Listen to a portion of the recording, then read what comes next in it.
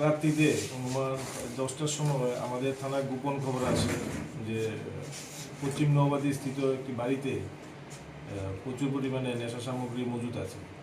সেই খবরের ভিত্তিতে আমি এবং আমার সঙ্গে যারা অফিসার আছেন, স্টাফ আছেন, তাদেরকে নিয়ে আমি তৎক্ষণাৎ সেখানে যাই। যাওয়ার পরে সেখানে আমার ডিসিএম সাহেবকেও কল করি, ডিসিএম ইঞ্জিনিয়ার সাহেবকে, উনিও আসেন স্পটে।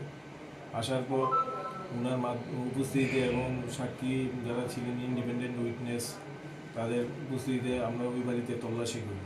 তল্লাশি করার পর সেখানে বাড়িতে মজুদ ছিল প্রায় অনুমান 11,800 ইয়াবা ট্যাবলেটস।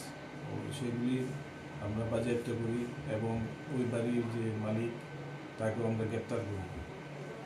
সেটা বাজার মূল্য হবে অনুমান প্রায় 12 লাখ টাকা এবং তার বিরুদ্ধে আমরা একটা এনডিপিএস অ্যাক্টের মামলা নিই।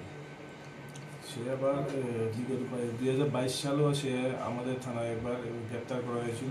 তার বিরুদ্ধে একটি এনডিপিএস মামলা ছিল। এখন অবধি তদন্তে অন্য কারোর নাম কি বেশি আসছে কি?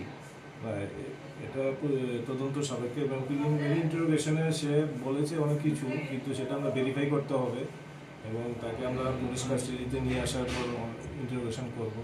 সেটা আমাদের তদন্তের ব্যাপার। এই সামগ্রীগুলি কোথায় থেকে আনতো বা কিভাবে আনতো সেই বিষয়টা জানতে পারবেন? সেটা এখনো কোনো ক্লিয়ার হয়নি, তদন্ত হবে এবং পুলিশ কাস্টাডিতে নিয়ে আসার পর সেটা তদন্ত চলবে।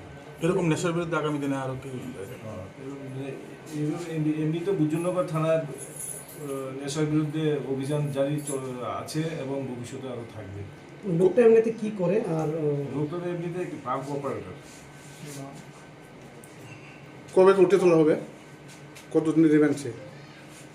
রিমান্ডে পুলিশ কাস্টাডির জন্য 5 দিনের পুলিশ কাস্টাডির জন্য আমরা আবেদন করেছি।